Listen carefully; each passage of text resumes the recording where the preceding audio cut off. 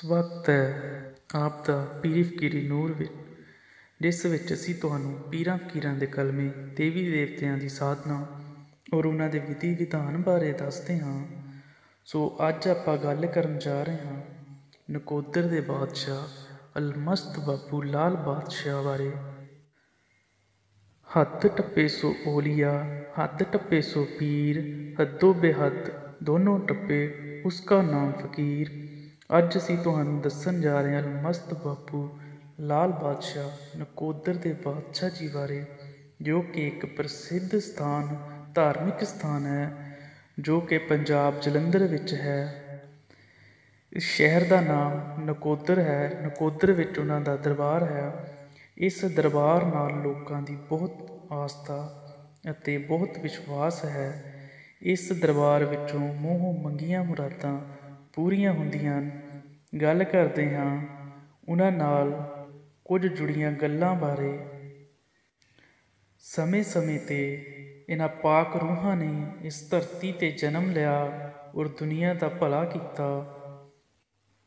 ਸੋ ਰੂਹਾਂ ਆਈਆਂ ਨੇ, ਆਉਣਗੀਆਂ, ਆਉਂਦੀਆਂ ਰਹਿਣਗੀਆਂ। ਸ਼ਕਲਾਂ ਬਦਲੀਆਂ ਸੀ, ਬਦਲੀਆਂ ਨੇ ਅਤੇ ਬਦਲਦੀਆਂ ਰਹਿਣਗੀਆਂ। ਸੋ ਸ਼ਕਤੀਆਂ ਉਹ ਰੂਹਾਂ, ਸੋ ਪਾਵਰਾਂ ਉਹ ਉਹੀ ਨੇ। ਸੋ ਇੱਕ ਹੀ ਹੈ, ਮਾਲਕ ਦੀ ਖੇਡ ਹੈ ਸਾਰੀ। ਸੋ ਉਸ ਦੀ ਲੀਲਾ ਹੈ। ਬਾਪੂ ਲਾਲ ਬਾਦਸ਼ਾਹ ਜੀ ਇੱਕ ਮਸਤ ਫਕੀਰ ਸਨ। ਬਹੁਤ ਜ਼ਿਆਦਾ ਮਸਤੀ ਦੇ ਵਿੱਚ ਰਹਿੰਦੇ ਸਨ। ਆਪ ਇੱਕ ਭਗਤੀ ਦਾ ਆਖਰੀ ਮੁਕਾਮ ਸੀ। ਭਗਤੀ ਦਾ ਆਖਰੀ ਮੁਕਾਮ ਬਾਪੂ ਲਾਲ ਬਾਦਸ਼ਾਹ ਸੀ, ਜੋ ਕਿ ਲਾਤੂਨੀ ਸੀ। ਬਾਪੂ ਲਾਲ ਬਾਦਸ਼ਾਹ ਲਾਤੂਨੀ ਹੋਏ ਹਨ। ਲਾਤੂਨੀ ਦਾ ਮਤਲਬ ਹੈ ਭਗਤੀ ਦਾ ਆਖਰੀ ਮੁਕਾਮ। ਲਾਤੂਨੀ ਅਰਬੀ ਭਾਸ਼ਾ ਦਾ ਸ਼ਬਦ ਹੈ। ਸੋ ਬਾਪੂ ਲਾਲ ਬਾਦਸ਼ਾਹ ਜੀ ਭਗਤੀ ਦਾ ਆਖਰੀ ਮੁਕਾਮ ਸਨ। ਇਹ ਭਗਤੀ ਦਾ ਉਹ ਮੁਕਾਮ ਹੈ।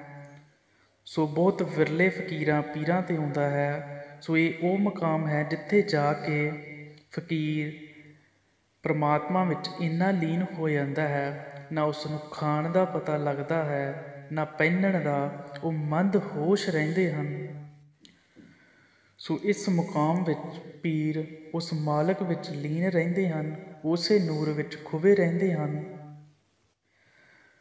ਬਾਪੂ ਲਾਲ ਬਾਦਸ਼ਾਹ ਨਕੋਦਰ ਦੇ ਬਾਦਸ਼ਾਹ ਹੋਏ ਹਨ। ਉਹ ਬਹੁਤ ਵੱਡੇ ਫਕੀਰ ਸਨ।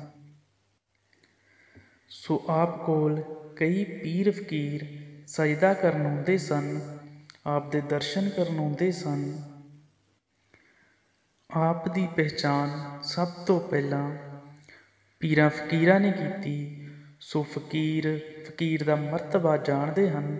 ਸੋ ਉਸ ਟਾਈਮ ਦੇ ਜੋ ਫਕੀਰ ਸਨ, ਉਹਨਾਂ ਨੇ ਆਪ ਦੀ ਪਹਿਚਾਣ ਕੀਤੀ ਕਿ ਆਪ ਤਾਂ ਬਹੁਤ ਵੱਡੀ ਹਸਤੀ ਹੋ। ਸੋ ਫਕੀਰ ਐਸੇ ਹੁੰਦੇ ਹਨ ਜੋ ਇੱਕ ਨਿਗਾਹ ਨਾਲ ਹੀ ਪੜ੍ਹ ਲੈਂਦੇ ਹਨ ਕਿ ਇਹ ਕੀ ਹੈ ਔਰ ਕੀ ਕਰਮ ਨੇ ਇਸ ਦੇ। ਸੋ ਫਕੀਰਾਂ ਨੇ ਆਪ ਦੀ ਪਹਿਚਾਣ ਕੀਤੀ। ਆਪ ਨੇ ਆਪਣੇ ਜੀਵਨ ਵਿੱਚ ਬਹੁਤ ਸਾਰੇ ਕੋਤਕ ਰਚੇ, ਜਿਨ੍ਹਾਂ ਤੋਂ ਲੋਕਾਂ ਨੂੰ ਪਤਾ ਲੱਗਾ ਕਿ ਆਪ ਆਮ ਨਹੀਂ ਹਨ, ਆਪ ਬਹੁਤ ਵੱਡੀ ਹਸਤੀ ਹਨ। ਸੋ ਆਪ ਦਾ ਜਨਮ ਸ਼ਹਿਰ ਨਕੋਦਰ ਵਿੱਚ ਹੋਇਆ। ਸੋ ਨਕੋਦਰ ਦੀਆਂ ਗਲੀਆਂ ਦੇ ਵਿੱਚ ਹੀ ਬਚਪਨ ਔਰ ਜਵਾਨੀ ਵਿੱਚ ਆਪ ਘੁੰਮਦੇ ਰਹਿੰਦੇ ਸਨ ਔਰ ਆਪ ਮਸਤ ਸਨ, ਆਪਣੀ ਮਸਤੀ ਵਿੱਚ ਰਹਿੰਦੇ ਸਨ। ਆਪ ਰੱਬ ਦੀ ਇਬਾਦਤ ਵਿੱਚ ਰਹਿੰਦੇ ਸਨ। ਆਪ 'ਤੇ ਬਹੁਤ ਜ਼ਿਆਦਾ ਨੂਰ ਸੀ। ਜਦੋਂ ਆਪ ਬਚਪਨ ਅਤੇ ਜਵਾਨੀ ਵਿੱਚ ਨਕੋਦਰ ਸ਼ਹਿਰ ਦੀਆਂ ਗਲੀਆਂ ਵਿੱਚ ਮਸਤੀ ਵਿੱਚ ਘੁੰਮਦੇ ਸਨ, ਤਾਂ ਆਪ ਨੂੰ ਲੋਕ ਲਾਲੂ ਬਾਬਾ ਕਹਿੰਦੇ ਹੁੰਦੇ ਸਨ। ਸੋ ਉਸ ਟਾਈਮ ਆਪ ਲਾਲੂ ਬਾਬਾ ਦੇ ਨਾਮ ਨਾਲ ਜਾਣੇ ਜਾਂਦੇ ਸਨ। ਪਰ ਲੋਕਾਂ ਨੂੰ ਕੀ ਪਤਾ ਸੀ ਕਿ ਇੱਕ ਦਿਨ ਬਾਬਾ ਜੀ ਦਾ ਨਾਮ ਅਲਮਸਤ ਬਾਪੂ ਲਾਲ ਬਾਦਸ਼ਾਹ ਜੀ ਦੇ ਨਾਮ ਨਾਲ ਰੋਸ਼ਨ ਹੋਵੇਗਾ। ਆਪ ਜੀ ਦਾ ਦਰਬਾਰ ਬਹੁਤ ਸੋਹਣਾ ਬਣਾਇਆ ਗਿਆ ਹੈ। ਜਿਸ ਤਰ੍ਹਾਂ ਕਿਸੇ ਰਾਜੇ ਦਾ ਕਿਲ੍ਹਾ ਹੁੰਦਾ ਹੈ, ਰਾਜ ਮਹਿਲ ਹੁੰਦਾ ਹੈ, ਇਸ ਤਰ੍ਹਾਂ ਆਪ ਦੇ ਦਰਬਾਰ ਦੀ ਉਸਾਰੀ ਕੀਤੀ ਗਈ ਹੈ। ਆਪ ਹਰ ਵੇਲੇ ਭਗਤੀ ਵਿੱਚ ਲੀਨ ਰਹਿੰਦੇ ਸਨ। ਆਪ ਨੂੰ ਹੋਸ਼ ਨਹੀਂ ਹੁੰਦੀ ਸੀ। ਆਪ ਨੂੰ ਨਾ ਖਾਣ ਦਾ ਪਤਾ ਹੁੰਦਾ ਸੀ, ਨਾ ਪਹਿਨਣ ਦਾ ਪਤਾ ਹੁੰਦਾ ਸੀ। ਆਪ ਬਹੁਤ ਘੱਟ ਬੋਲਦੇ ਸਨ। ਇਹ ਭਗਤੀ ਦਾ ਆਖਰੀ ਮੁਕਾਮ ਹੁੰਦਾ ਹੈ। ਭਗਤੀ ਦੇ ਕਈ ਤਰ੍ਹਾਂ ਦੇ ਮੁਕਾਮ ਹੁੰਦੇ ਹਨ। ਆਪ ਨੂੰ ਕਈ ਪੀਰ ਫਕੀਰ ਸਜਦਾ ਸਲਾਮ ਕਰਨ ਆਉਂਦੇ ਸਨ। ਸੋ ਇੱਕ ਫਕੀਰ ਜੋ ਕਿ ਨਕੋਦਰ ਸ਼ਹਿਰ ਦੇ ਬਹੁਤ ਬੜੇ ਫਕੀਰ ਹੋਏ ਹਨ, ਲਾਡੀ ਸਾਈਂ, ਬਾਬਾ ਮੁਰਾਦ ਸ਼ਾਹ ਜੀ ਦੇ ਭਤੀਜੇ ਸਨ। ਲਾਡੀ ਸਾਈਂ ਵੀ ਬਹੁਤ ਵੱਡੇ ਫਕੀਰ ਸਨ ਔਰ ਲਾਡੀ ਸਾਈਂ ਆਪ ਨੂੰ ਪਹਿਚਾਣਦੇ ਸਨ। ਉਹਨਾਂ ਨੇ ਆਪ ਦੀ ਪਹਿਚਾਣ ਕੀਤੀ ਸੀ ਕਿ ਆਪ ਤਾਂ ਬਹੁਤ ਵੱਡੀ ਹਸਤੀ ਹੋ, ਔਰ ਆਪ ਨੂੰ ਸਜਦਾ ਸਲਾਮ ਕਰਿਆ ਕਰਦੇ ਸਨ। ਜਦੋਂ ਲਾਡੀ ਸਾਈਂ ਦੇ ਦਰਬਾਰ ਵਿੱਚ ਮੇਲਾ ਹੁੰਦਾ ਸੀ ਤਾਂ ਉੱਥੇ ਕਵਾਲੀ ਚੱਲਦੀ ਹੁੰਦੀ ਸੀ। ਜਦੋਂ ਰਾਤ ਦੀ ਮਹਿਫਲ ਹੁੰਦੀ ਸੀ ਔਰ ਚਲਦੀ ਕਵਾਲੀ ਵਿੱਚ ਬਾਪੂ ਲਾਲ ਬਾਦਸ਼ਾਹ ਆਇਆ ਕਰਦੇ ਸਨ। ਲਾਡੀ ਸਾਈਂ ਉਹਨਾਂ ਦਾ ਦਿਲ ਤੋਂ ਸਵਾਗਤ ਕਰਦੇ ਸਨ ਔਰ ਉਹਨਾਂ ਤੋਂ ਨੋਟ ਵਾਰ ਕੇ ਨੋਟਾਂ ਦੀ ਬਾਰਿਸ਼ ਕਰਦੇ ਸਨ। ਲਾਡੀ ਸਾਈਂ ਔਰ ਬਾਪੂ ਲਾਲ ਬਾਦਸ਼ਾਹ ਜੀ ਅੱਖਾਂ ਨਾਲ ਗੱਲਾਂ ਕਰਿਆ ਕਰਦੇ ਸਨ, ਕਿਉਂਕਿ ਫਕੀਰ ਨਾਲ ਬੋਲਦੇ ਘੱਟ ਹਨ ਔਰ ਰੂਹਾਨੀ ਤਰੀਕੇ ਨਾਲ ਗੱਲਾਂ ਕਰਦੇ ਹਨ।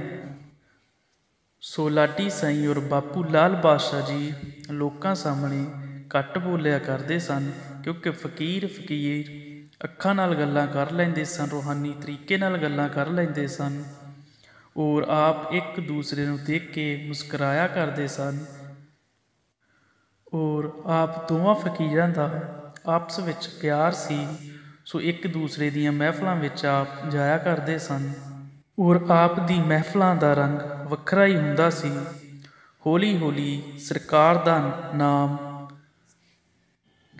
ਔਰ ਉਹਨਾਂ ਦਾ ਫੈਜ਼ ਹੌਲੀ ਹੌਲੀ ਬਾਪੂ ਲਾਲ ਬਾਦਸ਼ਾਹ ਜੀ ਦੀਆਂ ਗੱਲਾਂ ਦੇ ਕੋਤਕ ਲੋਕਾਂ ਨੂੰ ਪਤਾ ਲੱਗਣ ਲੱਗੇ।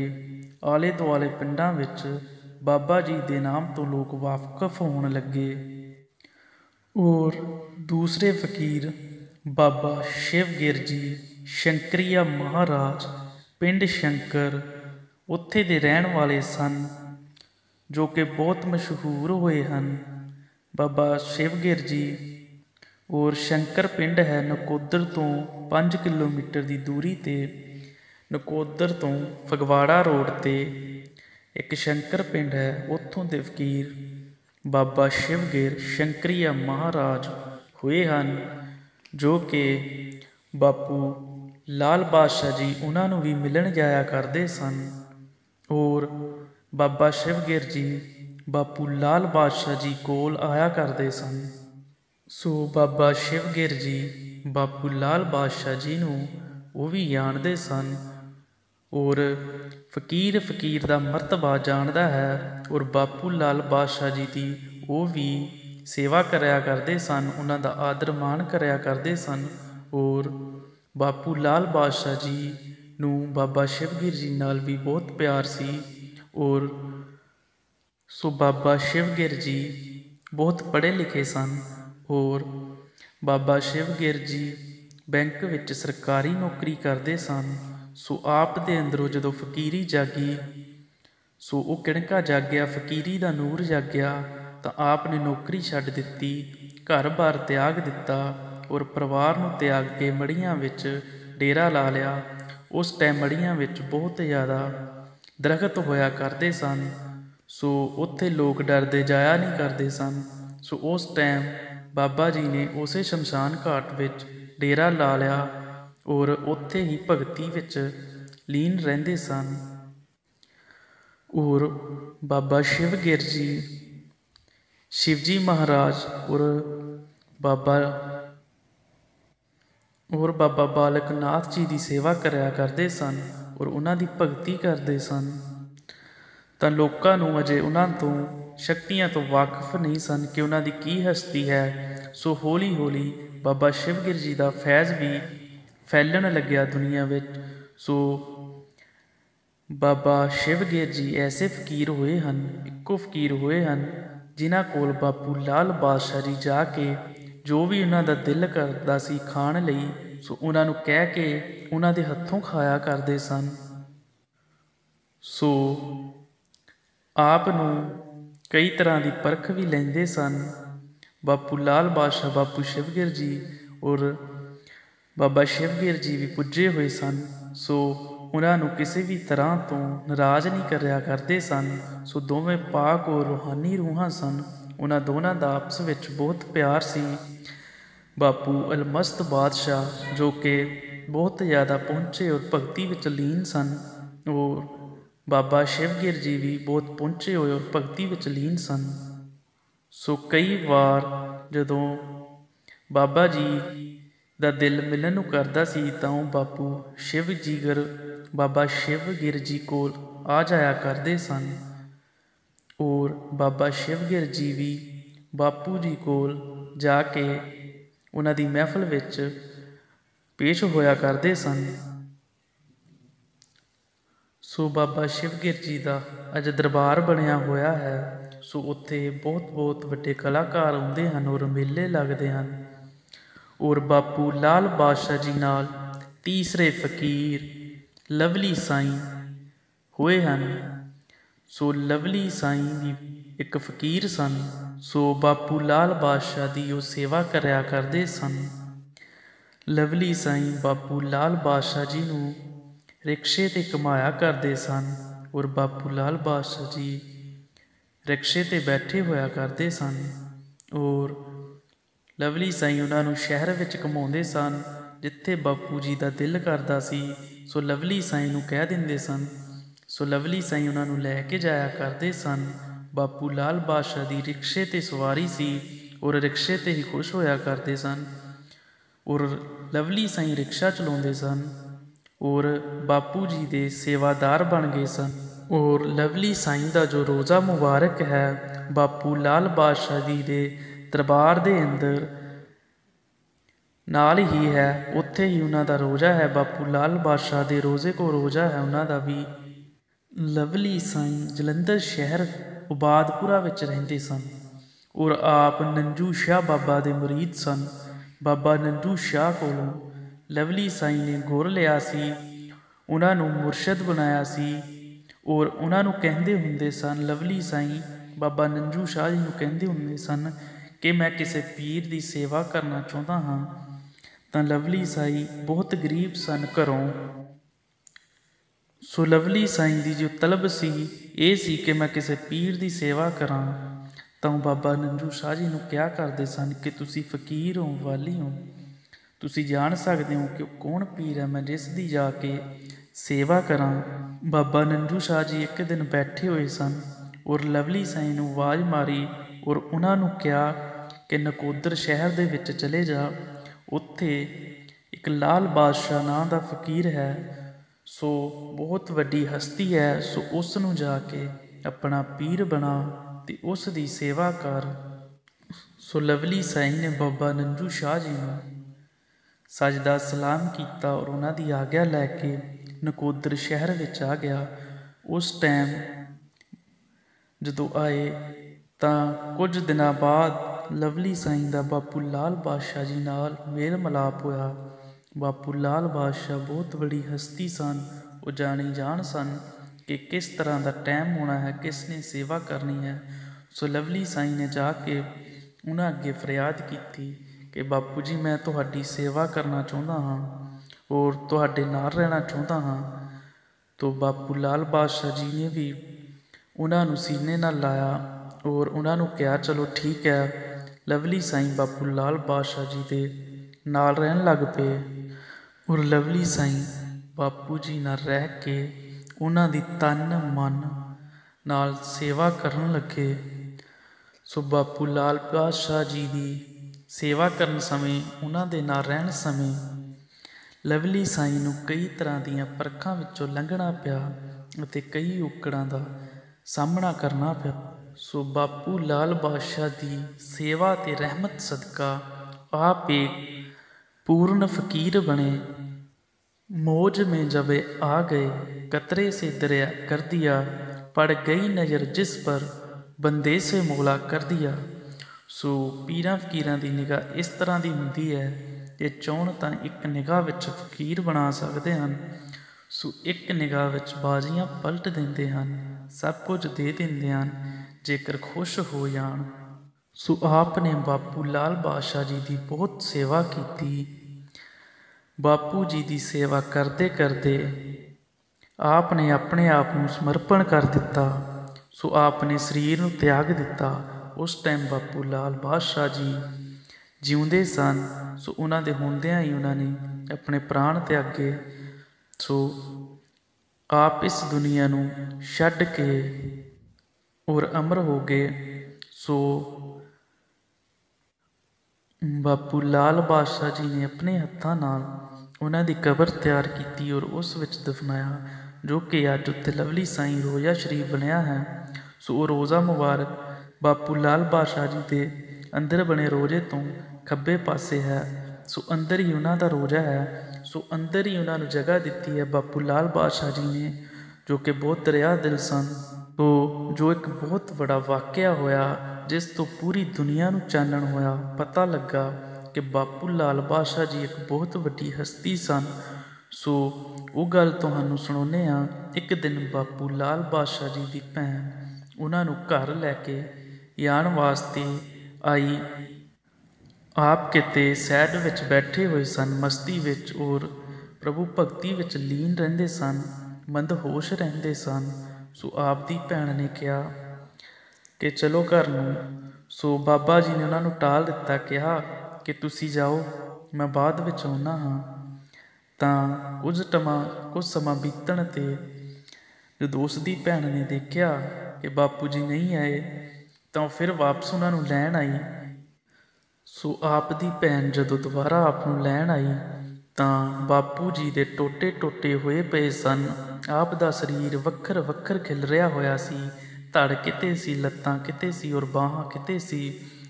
ਸੋ ਆਪ ਦੀ ਭੈਣ ਨੇ ਜਦੋਂ ਇਹ ਦੇਖਿਆ ਤਾਂ ਉੱਥੋਂ ਰੌਲਾ ਪਾਉਣ ਲੱਗ ਪਈ। ਆਲੇ ਦੁਆਲੇ ਲੋਕਾਂ ਨੂੰ ਇਕੱਠੇ ਕਰਨ ਲੱਗ ਪਈ ਕਿ ਮੇਰੇ ਭਰਾ ਨੂੰ ਕੋਈ ਵੱਢ ਟੁੱਕ ਗਿਆ ਹੈ।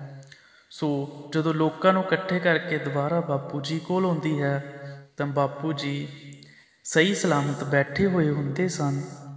ਸੋ ਬਾਪੂ ਜੀ ਪੂਰਨ ਤਰੀਕੇ ਨਾਲ ਸਹੀ ਜਿਸ ਤਰ੍ਹਾਂ ਪਹਿਲਾਂ ਸੀ ਉਸੇ ਤਰ੍ਹਾਂ ਹੀ ਬੈਠੇ ਸਨ।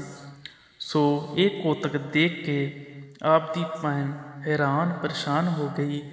ਸੋ ਸਮਝ ਗਈ ਇਹ ਵਾਕਈ ਰੱਬ ਹੈ, ਇਹ ਪੂਰਨ ਰੂਪ ਹੈ। ਸੋ ਇਸ ਦੀ ਹਸਤੀ ਬਹੁਤ ਵੱਡੀ ਹੈ, ਇਹ ਬਹੁਤ ਬੜਾ ਫਕੀਰ ਹੈ। ਸੋ ਫਿਰ ਹੌਲੀ ਹੌਲੀ ਜੋ ਉੱਥੇ ਲੋਕ ਸੀ ਉਹਨਾਂ ਵਿੱਚ ਵੀ ਇਸ ਗੱਲ ਦਾ ਪਤਾ ਲੱਗਾ। ਸੋ ਇਸ ਤਰ੍ਹਾਂ ਕਈ ਫੈਜ਼ ਹਨ ਜੋ ਕਿ ਲੋਕਾਂ ਨੂੰ ਜਿਸ ਤੋਂ ਪਤਾ ਲੱਗਾ ਕਿ ਬਾਪੂ ਲਾਲ ਬਾਦਸ਼ਾਹ ਵਾਕਈ ਬਾਦਸ਼ਾਹ ਹਨ। ਇਸ ਤਰ੍ਹਾਂ ਆਪ ਨੇ ਕਈ ਲੋਕਾਂ ਨੂੰ ਮੂੰਹੋਂ ਮੰਗੀਆਂ ਮੁਰਾਦਾਂ ਦਿੱਤੀਆਂ। ਆਪ ਬਾਦਸ਼ਾਹ ਸਨ। ਜੋ ਵੀ ਤੁਹਾਡੇ ਕੋਲ ਆ ਕੇ ਸੱਚੇ ਦਿਲ ਤੋਂ ਮੁਰਾਦ ਮੰਗਦਾ ਤਾਂ ਆਪ ਮੁਸਕਰਾ ਦਿਆ ਕਰਦੇ ਸਨ, ਤਾਂ ਲੋਕਾਂ ਦੀਆਂ ਮੁਰਾਦਾਂ ਮਨਜ਼ੂਰ ਹੁੰਦੀਆਂ ਸਨ, ਤਾਂ ਉਹਨਾਂ ਦੇ ਕੰਮ ਹੋ ਜਾਇਆ ਕਰਦੇ ਸਨ ਜੋ ਵੀ ਉਹਨਾਂ ਦੀ ਮੁਰਾਦ ਹੁੰਦੀ ਸੀ। ਇਸ ਤਰ੍ਹਾਂ ਆਪ ਦਾ ਫੈਜ਼ ਹੌਲੀ ਹੌਲੀ ਦੁਨੀਆ ਵਿੱਚ ਵਧਣ ਲੱਗਾ। ਫਕਰ ਆਪਣੀ ਜ਼ਿੰਦਗੀ ਵਿੱਚ ਲੱਖਾਂ ਲੋਕਾਂ ਦਾ ਭਲਾ ਕਰਦੇ ਹਨ ਪਰ ਗੁਪਤ ਰੱਖਦੇ ਹਨ। ਆਪ ਦੇ ਫੈਜ਼ ਨੂੰ ਬਿਆਨ ਕਰਨਾ ਔਖਾ ਹੈ। ਆਪ ਦੇ ਬਹੁਤ ਯਾਰੇ ਕਿੱਸੇ ਜੋ ਇਸ ਸ਼ਹਿਰ ਵਿੱਚ ਲੋਕਾਂ ਨੇ ਚਮਤਕਾਰ ਦੇਖੇ ਹਨ। ਸੋ ਆਪ ਦੇ ਫੈਜ਼ ਦੇਖੇ ਹਨ। ਕਈਆਂ ਨੂੰ ਔਲਾਦ ਮਿਲੀ ਹੈ, ਕਈਆਂ ਨੂੰ ਗੱਡੀਆਂ ਮਿਲੀਆਂ ਹਨ, ਔਰ ਕਈਆਂ ਨੂੰ ਨੌਕਰੀਆਂ ਮਿਲੀਆਂ ਹਨ, ਔਰ ਕਈਆਂ ਦੇ ਜੋ ਕਿ ਸਰੀਰਕ ਕਸ਼ਟ ਸਨ ਉਹ ਦੂਰ ਕੀਤੇ ਸਨ ਬਾਬਾ ਜੀ ਨੇ, ਜਿਸ ਕਰਕੇ ਪੂਰੀ ਦੁਨੀਆ ਵਿੱਚ ਨਾਮ ਹੋਇਆ ਬਾਪੂ ਲਾਲ ਬਾਦਸ਼ਾਹ ਜੀ ਦਾ। ਔਰ ਆਪ ਇੱਕ ਐਸੇ ਫਕੀਰ ਹੋਏ ਹਨ ਜਿਨ੍ਹਾਂ ਦੇ ਜਿਉਂਦੇ ਦੇ ਮੇਲੇ ਲੱਗਦੇ ਹਨ। ਕੋਈ ਲੱਖਾਂ 'ਚੋਂ ਵਿਰਲਾ ਗੁਰੂ ਪੀਰ ਸੰਤ ਹੁੰਦਾ ਹੈ ਜਿਸ ਨੂੰ ਜਿਉਂਦੇ ਦੇ ਮੇਲੇ ਲੱਗਦੇ ਹੋਣ, ਪਰ ਬਾਪੂ ਲਾਲ ਬਾਦਸ਼ਾਹ ਜੀ ਇੱਕ ਐਸੀ ਹਸਤੀ ਸਨ ਜਿਨ੍ਹਾਂ ਦੇ ਜਿਉਂਦੇ ਦੇ ਮੇਲੇ ਲੱਗਦੇ ਸਨ। ਸੋ ਆਪ ਜਿਸ ਵਕਤ ਜਿਉਂਦੇ ਸਨ ਉਸ ਵਕਤ ਫਿਰ ਮੇਲੇ ਲੱਗਣੇ ਸ਼ੁਰੂ ਹੋ ਗਏ ਸਨ ਬਾਪੂ ਲਾਲ ਬਾਦਸ਼ਾਹ ਜੀ ਨਾਲ। ਇਸ ਤਰ੍ਹਾਂ ਕਈ ਕਿੱਸੇ ਜੁੜੇ ਹੋਏ ਹਨ।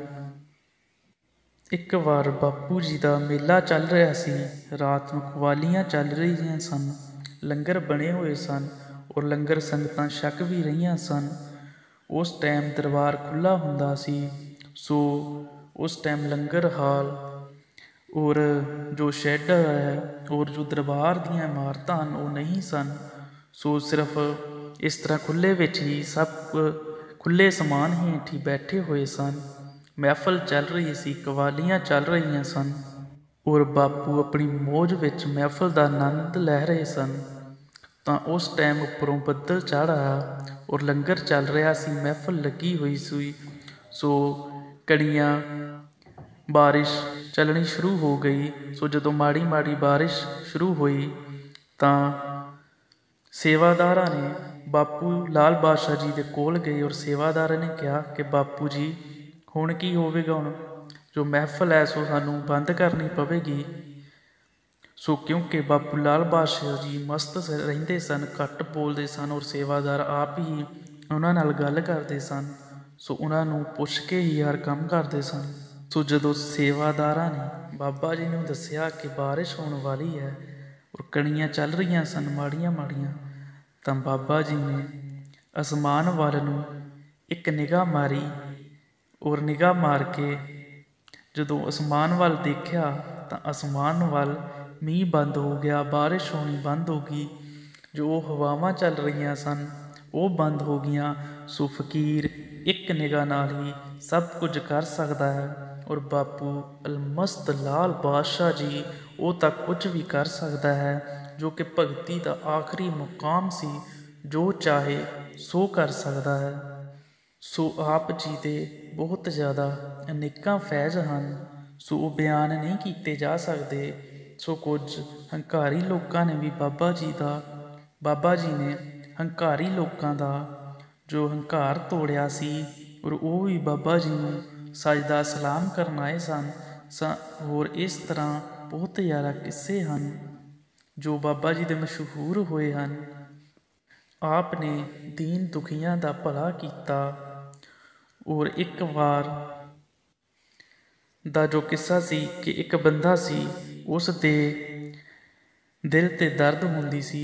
सो उस नूं डॉक्टरां ने ऑपरेशन करन दा दस्सिया सी। सो बंदा गरीब सी, सो उन्होंने ऑपरेशन दे बहुत ज़्यादा पैसे दस्से सन।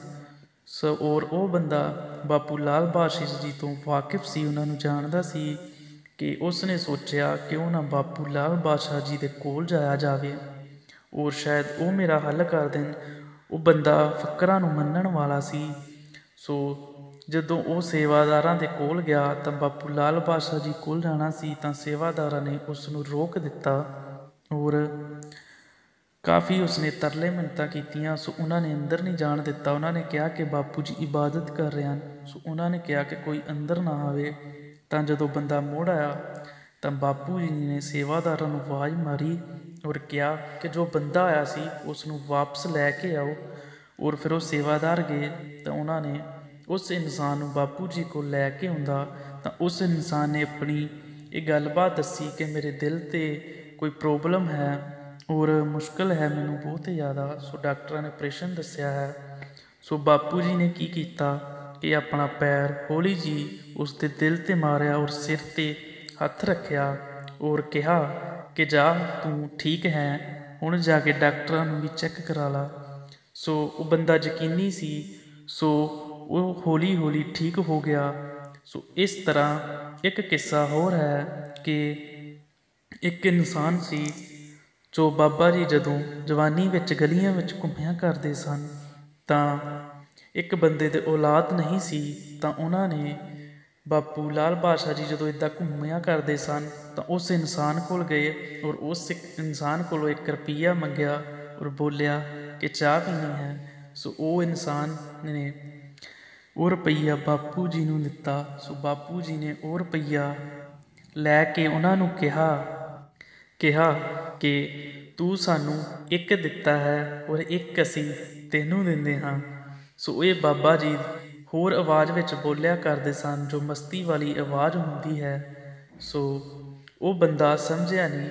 सो फिर जदों उसनूं समझ आई तां उस दे एक बच्चा पैदा होया। सो एक लड़का होया, पहलां उसदे लड़कियां सन। सो वो बंदे ने फिर उस रमज नूं समझिया। वो जदों उसदे लड़का होया तां फिर सजदा सलाम करन गया बापू लाल बादशाह जी नूं। बापू लाल बादशाह जी ਜਲਦੀ ਤਾਂ ਕਿਸੇ ਦੀ ਸੁਣਦੇ ਨਹੀਂ ਹਨ, ਜੇ ਸੁਣ ਲੈਣ ਤਾਂ ਬੇੜਾ ਬੰਨੇ ਲਾ ਦਿੰਦੇ ਹਨ, ਕਿਉਂਕਿ ਇਹ ਅਲਮਸਤ ਹੋਏ ਸਨ। ਸੋ ਜੋ ਬਾਪੂ ਲਾਲ ਬਾਦਸ਼ਾਹ ਜੀ ਨਾਲ ਪਿਆਰ ਕਰਦੇ ਹਨ, ਉਹਨਾਂ ਦੀ ਇਬਾਦਤ ਕਰਦੇ ਹਨ, ਸੋ ਬਾਪੂ ਜੀ ਵੀ ਉਹਨਾਂ ਨੂੰ ਬਾਹੋਂ ਫੜ ਕੇ ਪਾਰ ਲਗਾ ਦਿੰਦੇ ਹਨ। ਬਾਪੂ ਜੀ ਨੇ ਆਪਣੇ ਸੇਵਾਦਾਰਾਂ ਨੂੰ ਕਿਹਾ ਸੀ ਕਿ ਇਸ ਦਰਬਾਰ ਤੇ 4 ਗੇਟ ਬਣਨਗੇ, ਔਰ ਜਦੋਂ ਮੇਲਾ ਹੋਇਆ ਕਰੇਗਾ ਤਾਂ ਇਹਨਾਂ 4 ਗੇਟਾਂ ਵਿੱਚੋਂ ਜਗ੍ਹਾ ਨਹੀਂ ਹੋਇਆ ਕਰੇਗੀ, ਜਗ੍ਹਾ ਨਹੀਂ ਬਚਿਆ ਕਰੇਗੀ, ਇੰਨਾ ਰਸ਼ ਹੋਇਆ ਕਰੇਗਾ। ਸੋ ਮੇਲੇ 'ਤੇ ਬਹੁਤ ਜ਼ਿਆਦਾ ਰਸ਼ ਹੁੰਦਾ ਹੈ। ਉਹ ਸਰਕਾਰ ਦੇ 4 ਗੇਟ ਬਣੇ ਹੋਏ ਹਨ ਨਕੋਦਰ ਦੇ ਵਿੱਚ, ਜੋ ਕਿ ਉਹਨਾਂ ਦੀ ਉਸਾਰੀ ਦੇ ਕੰਮ ਚੱਲ ਰਹੇ ਹਨ। ਔਰ ਬਾਪੂ ਜੀ ਦੇ ਦਰਬਾਰ 'ਤੇ ਇੱਕ ਨਿਸ਼ਾਨ ਸਾਹਿਬ ਹੈ, ਜੋ ਕਿ ਬਹੁਤ ਵਧੀਆ ਤਰੀਕੇ ਨਾਲ ਬਣਾਇਆ ਗਿਆ ਹੈ। ਸੋ ਉਸ ਨਾਲ ਜਿਨ੍ਹਾਂ ਲੋਕਾਂ ਦੀਆਂ ਮਨੋਕਾਮਨਾ ਪੂਰੀਆਂ ਹੁੰਦੀਆਂ ਹਨ ਜਾਂ ਜਿਨ੍ਹਾਂ ਦੇ ਪੁੱਤ ਹੁੰਦੇ ਹਨ, ਸੋ ਉਸ ਝੰਡੇ ਨਾਲ, ਉਸ ਨਿਸ਼ਾਨ ਸਾਹਿਬ ਨਾਲ, ਸੋ ਜੋ ਉਹਨਾਂ ਦੀਆਂ ਸੁੱਖਣਾ ਹੁੰਦੀਆਂ ਹਨ, ਸੋ ਉਹ ਬਣਦੇ ਹਨ। ਸੋ ਬਾਪੂ ਲਾਲ ਬਾਦਸ਼ਾਹ ਜੀ ਦਾ ਜੋ ਆਰਾਮ ਘਰ ਹੈ, ਬਹੁਤ ਵਧੀਆ ਤਰੀਕੇ ਨਾਲ ਬਣਾਇਆ ਹੋਇਆ ਹੈ, ਔਰ ਉਸ 'ਤੇ ਚਮਕਦਾਰ ਕੱਚ ਲੱਗਾ ਹੋਇਆ ਹੈ। ਹੁਣ ਬਾਬਾ ਜੀ ਦਾ ਉੱਥੇ ਲੰਗਰ ਘਰ ਵੀ ਬਣਿਆ ਹੋਇਆ ਹੈ। ਸੋ ਉੱਥੇ ਲੰਗਰ ਚੱਲਦੇ ਹਨ, ਚਾਹ ਅਤੇ ਪ੍ਰਸ਼ਾਦਾ ਛਕਾਇਆ ਜਾਂਦਾ ਹੈ। ਸੋ ਹਰ ਰੋਜ਼ ਲੰਗਰ ਚੱਲਦਾ ਹੈ। ਸੋ ਜਿਸ ਤਰ੍ਹਾਂ ਬਾਪੂ ਜੀ ਨੇ ਕਿਹਾ ਸੀ ਕਿ ਹੌਲੀ ਹੌਲੀ ਇੱਥੇ ਰਸ਼ ਪਿਆ ਕਰੇਗਾ, ਮੇਲੇ ਲੱਗਿਆ ਕਰਨਗੇ, ਸੋ ਉਸੇ ਤਰ੍ਹਾਂ ਹੀ ਸਟੇਜ ਬਣੀ ਹੋਈ ਹੈ ਜਿੱਥੇ ਵੱਡੇ ਵੱਡੇ ਕਲਾਕਾਰ ਆਉਂਦੇ ਹਨ। ਸੋ ਕਈ ਕਲਾਕਾਰ ਉੱਥੋਂ ਸਟਾਰ ਬਣੇ ਹਨ। ਸੋ ਆਪ ਇੱਕ ਕਾਮਲ ਪੀਰੋ ਮੁਰਸ਼ਦ ਸਨ। ਆਪ ਨੇ ਦੀਨ ਦੁਖੀਆਂ ਦਾ ਭਲਾ ਕੀਤਾ ਅਤੇ 1998 ਤੋਂ ਬਾਅਦ ਇਸ ਫਾਨੀ ਦੁਨੀਆ ਨੂੰ ਅਲਵਿਦਾ ਕਹਿ ਕੇ ਚਲੇ ਗਏ। ਸੋ ਆਪ ਅਮਰ ਹੋ ਗਏ। ਸੋ ਆਪ ਅੱਜ ਵੀ ਉੱਥੇ ਮੌਜੂਦ ਹਨ, ਕਿਉਂਕਿ ਫਕਰ ਲੋਕ ਮਰਿਆ ਨਹੀਂ ਕਰਦੇ, ਦੁਨੀਆ ਤੋਂ ਪਰਦਾ ਕਰ ਲਿਆ ਕਰਦੇ ਹਨ। ਅੱਜ ਵੀ ਇੱਥੇ ਲੋਕਾਂ ਦੀਆਂ ਮੁਰਾਦਾਂ ਪੂਰੀਆਂ ਹੁੰਦੀਆਂ ਹਨ। 3 ਦਿਨ ਮੇਲਾ ਚੱਲਦਾ ਹੈ, ਔਰ ਆਪ ਦੇ ਜੋ ਲੰਗਰ, ਹਜ਼ਾਰਾਂ ਤਰ੍ਹਾਂ ਦੇ ਲੰਗਰ ਚੱਲਦੇ ਹਨ। ਸੋ ਸਾਰੀਆਂ ਸੜਕਾਂ 'ਤੇ ਵੱਖ ਵੱਖ ਤਰ੍ਹਾਂ ਦੇ ਲੰਗਰ ਲੱਗੇ ਹੁੰਦੇ ਹਨ। ਔਰ ਆਪ ਜੀ ਦਾ ਦਰਬਾਰ ਜੋ ਪ੍ਰਸਿੱਧ ਦਰਬਾਰ ਨਕੋਦਰ ਹੈ, ਔਰ ਇਸ ਤਰ੍ਹਾਂ ਆਪਣੀ ਸ਼ਰਧਾ ਨਾਲ, ਔਰ ਜਿੱਥੇ ਜਿੱਥੇ ਸਰਕਾਰ ਜਾਇਆ ਕਰਦੇ ਸਨ, ਉੱਥੇ ਉੱਥੇ ਸਰਕਾਰ ਦੇ ਦਰਬਾਰ ਬਣੇ ਹੋਏ ਹਨ। ਔਰ ਨਕੋਦਰ ਸ਼ਹਿਰ ਵਿੱਚ ਇੱਥੇ ਕਾਫੀ ਟਾਈਮ ਬਾਪੂ ਲਾਲ ਬਾਦਸ਼ਾਹ ਜੀ ਰਹੇ। ਸੋ ਉਹ ਦਰਬਾਰ ਵੀ ਹੈ। ਉਸ ਦਰਬਾਰ ਨੂੰ ਬਾਪੂ ਲਾਲ ਬਾਦਸ਼ਾਹ ਜੀ ਦੀ ਕੋਠੀ ਕਹਿੰਦੇ ਹਨ। ਔਰ ਉਸ ਦਰਬਾਰ 'ਤੇ ਕਈ ਸੰਗਤਾਂ ਜਾਂਦੀਆਂ ਹਨ। ਸੋ ਉੱਥੋਂ ਵੀ ਫੈਜ਼ ਹਾਸਿਲ ਕਰਦੀਆਂ ਨੇ। ਉਸ ਦਰਬਾਰ ਨੂੰ ਬਾਪੂ ਲਾਲ ਬਾਦਸ਼ਾਹ ਜੀ ਦੀ ਕੋਠੀ ਕਹਿੰਦੇ ਹਨ। ਸੋ ਆਪ ਵੀ ਇੱਕ ਵਾਰ ਜ਼ਰੂਰ ਜਾਓ, ਸਰਕਾਰ ਦੇ ਦਰਬਾਰ ਦੇ ਦਰਸ਼ਨ ਕਰੋ ਜੀ। ਔਰ ਇਸ ਵੀਡੀਓ ਨੂੰ ਜੋ ਵੀ ਦੇਖ ਰਿਹਾ ਹੈ, ਜਿਨ੍ਹਾਂ ਦੇ ਕੰਨਾਂ ਵਿੱਚ ਬਾਬਾ ਜੀ ਦੇ ਬੋਲ ਪਏ ਹਨ, ਸੋ ਇਹ ਟਾਈਮ ਬਾਬਾ ਜੀ ਉਹ ਉਹਨਾਂ ਦਾ ਲੇਖੇ ਲਾਵੇ ਔਰ ਉਹਨਾਂ ਦੀਆਂ ਮਨੋਕਾਮਨਾ ਪੂਰੀਆਂ ਕਰੇ। ਔਰ ਬਾਪੂ ਲਾਲ ਬਾਦਸ਼ਾਹ ਜੀ ਦਾ ਨਾਂ ਜੋ ਕਿ ਪੂਰੀ ਦੁਨੀਆ 'ਤੇ ਹੀ ਹੈ, ਬਹੁਤ ਲੋਕ ਦੂਰੋਂ ਦੂਰੋਂ ਆਉਂਦੇ ਹਨ ਜਿਨ੍ਹਾਂ ਦੀਆਂ ਮਨੋਕਾਮਨਾ ਪੂਰੀਆਂ ਹੁੰਦੀਆਂ ਹਨ। ਸੋ ਉੱਥੋਂ ਕਈਆਂ ਨੂੰ ਲਾਲ ਮਿਲੇ ਹਨ, ਕਈਆਂ ਦੇ ਕਾਰੋਬਾਰ ਖੁੱਲ੍ਹਦੇ ਹਨ। ਸੋ ਬਹੁਤ ਬੜੇ ਫਕੀਰ ਹੋਏ ਹਨ ਬਾਪੂ ਲਾਲ ਬਾਦਸ਼ਾਹ ਜੀ। ਔਰ ਉਹ ਜੋ ਇਹ ਗੱਲਾਂ ਦੱਸੀਆਂ, ਸੋ ਉਹਨਾਂ ਦੇ ਜੀਵਨ ਨਾਲ ਸੰਬੰਧਿਤ ਸਨ। ਸੋ ਫਿਰ ਮਿਲਾਂਗੇ ਅਸੀਂ ਕਿਸੇ ਅਗਲੀ ਵੀਡੀਓ ਨੂੰ ਲੈ ਕੇ, ਕਿਸੇ ਪੀਰ ਫਕੀਰ ਦਾ ਕੋਲ ਲੈ ਕੇ। ਸੋ ਜੈ ਸਾਈਂ, ਜੈ ਗੁਰੂ, ਜੈ ਮੁਰਸ਼ਦ, ਜੈ ਪੀਰਾਂ ਦੀ। ਪਰਮਾਤਮਾ ਸਰਬਤ ਦਾ ਭਲਾ ਕਰੇ, ਤੰਦਰੁਸਤੀ ਬਖਸ਼ੇ ਔਰ ਸਭ ਨੂੰ ਰਹਿਮਤਾਂ ਮਿਲਣ। ਸੋ ਫਿਰ ਮਿਲਾਂਗੇ ਅਗਲੀ ਵੀਡੀਓ ਵਿੱਚ। ਸੋ ਇਹ ਬਾਬਾ ਜੀ ਦਾ ਜੀਵਨ ਸੀ। ਔਰ ਜੇਕਰ ਕਿਸੇ ਨੇ ਕੁਝ ਪੁੱਛਣਾ ਹੋਵੇ ਜਾਂ ਕੋਈ ਗੱਲ ਕਰਨੀ ਹੋਵੇ, ਸੋ ਕਮੈਂਟ ਕਰ ਸਕਦਾ ਹੈ। ਸੋ ਅਸੀਂ ਤੁਹਾਡੇ ਹਰ ਤਰ੍ਹਾਂ ਦੇ ਸਵਾਲ ਦਾ ਜਵਾਬ ਦੇਵਾਂਗੇ। ਸੋ ਜੈ ਅਲਮਸਤ ਬਾਪੂ ਲਾਲ ਬਾਦਸ਼ਾਹ ਜੀ। ਇਹ ਆਸਕੀ ਸਰਵਰ ਸਰਕਾਰ ਕੋ ਸਲਾਮ।